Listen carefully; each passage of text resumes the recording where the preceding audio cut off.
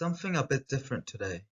I'll be talking about a biotech company that got my attention called Mesoblast, and it's listed on both the Australian Stock Exchange and also in the US market. And they generally follow a similar pattern, so it will be relevant for those trading in the US as well.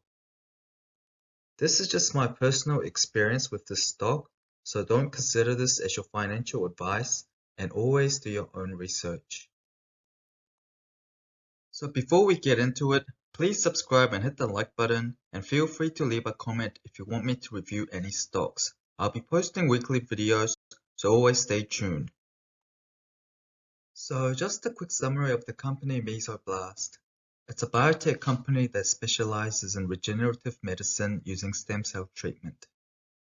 Their patented stem cell, remestemcel-L, Ryoncil, have been trialed for pediatric patients with bone marrow transplants and also for acute respiratory disease syndrome for COVID patients.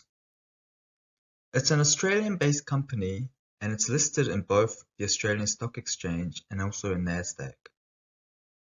FDA approval is in sight this month along with the preliminary COVID results. So like always, let's have a quick look at the company profile and analyze some of the fundamental ratios.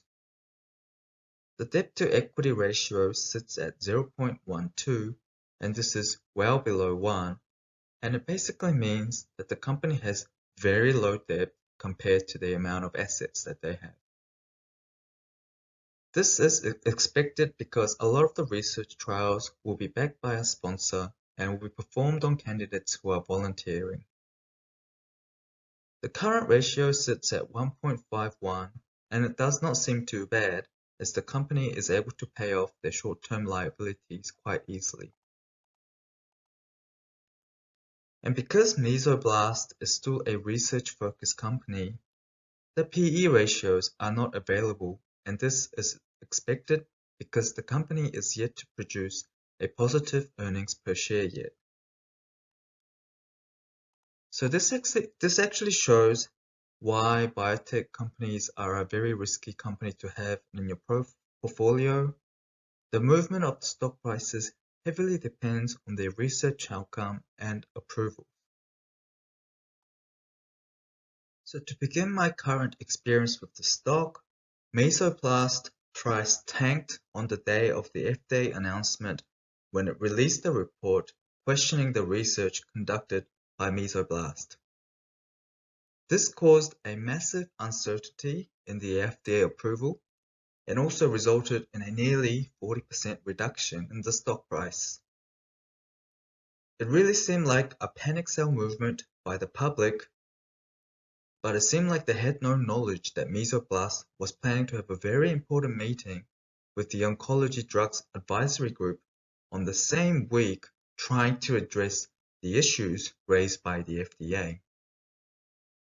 The ODA eventually approved the treatment using stem cell in a 9-to-1 favor and resulted in the stock price regaining the 40% loss and also reaching one of its 2-yearly highs.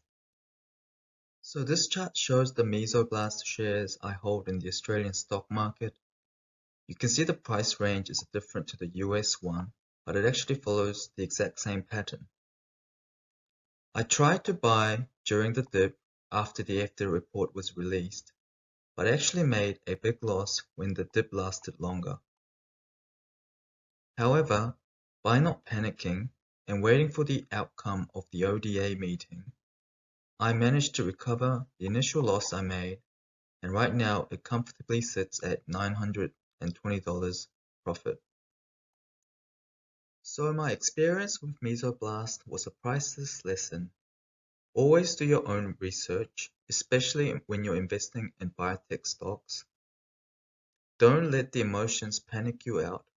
Even with a big dip, it's a very volatile stock to have, and there will always be shorters. Checking announcements and expected test results is a good habit to have, and also biotech stocks will always be a high risk. Biotech stocks have gained an insane interest due to the COVID-19. Who knows how many are in this global race, but also Who knows if this race will ever be finished? Thanks for listening and see you next time.